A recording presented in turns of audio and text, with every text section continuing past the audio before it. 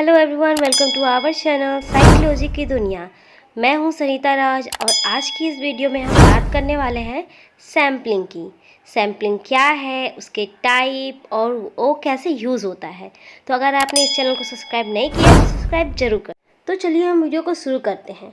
तो सैम्पलिंग क्या है और उसके प्रकार क्या है, ये जानने से पहले हम ये जानेंगे कि सैंपल क्या होता है, यानी प्रतिदर्श क्या होता है।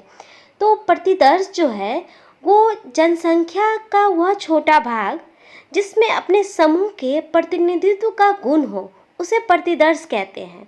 जैसे कि कोई रिसर्च करते हैं, जो कोई शोधकर्ता होते हैं, वो अपने रिसर्च के लिए सैंपल सिलेक्ट करते हैं कि हमें यहाँ से लेना है, इतने पर्सन को लेना है। तो वो हो गया प्रतिदर्श। और उस प्रतिदर्श के चयन की प्रवृत्ति या प्रक्रिया को प्रतिदर्श कहते हैं। ठीक है, तो प्रतिदर्श जो है वो पॉपुलेशन से लिया जाता है। उसके बाद प्रतिदर्श को उस पॉपुलेशन में से जो हम सैंपल लेंगे उसे जो विधि द्वारा लिया जाता है, जिस विधि के द्वारा हम पॉपुलेशन से सैंपल कलेक्ट करते हैं, उसे हम सैम्पलिंग कहते हैं। तो ये था सैंपल और सैम्पलिंग। अब हम इसके डिफिनेशन को जानेंगे जो दिया गया है कर्लिंगर द्वारा। इन्होंने सैम्पलिंग को परिभाषित करते हुए बताया है कि किसी जीव संख्या से उस जीव संख्या के प्रतिनिधि के रूप में किसी भी संख्या का चयन प्रतिदर्शन कहलाता है। यानी इस परिभाषा में दो चीज़ों पे प्रकाश डाला गया है।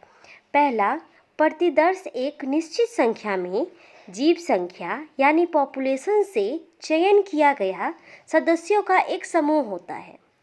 दूसरा, प्रतिदर्श में प्रतिनिधि का गुण होता है, यानी जो भी चुने गए व्यक्ति है या जो भी चुने गए संख्या है वो पूरे जीव संख्या यानी पूरे पॉपुलेशन का एक अच्छा प्रतिनिधित्व करता हो।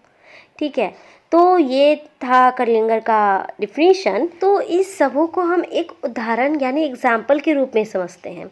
हम मान लेते हैं कि कोई शोधकर्ता है, वह बिहार के शिक्षकों पे अध्ययन करना चाहता है कि बिहार के शिक्षकों के कार्य की संतुष्टि यानी जॉब सेटिस्फैक्शन पर उसके वेतन वृद्धि का क्या प्रभाव पड़ता है। ठीक है, तो इसके लिए क्या करेगा वो शोधकर्ता? सबसे पहले तो वो ये जानेंगे कि बिहार में कितने कॉलेज है, कितने यूनिवर्सिटीज़ है, तो ये जानेंगे। थोड़ी देर के लिए हम मान लेते हैं कि उसकी संख्या जो है वो 10,000 है। ठीक है, तो 10,000 शिक्षकों में हम 10,000 तो नहीं ले सकते हैं।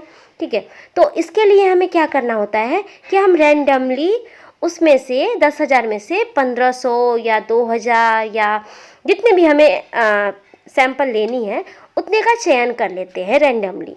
ठीक है, और ये 1,500 शिक्षक जो है वो सैंपल कहलाएंगे यानी प्रतिदर्श कहलाएंगे।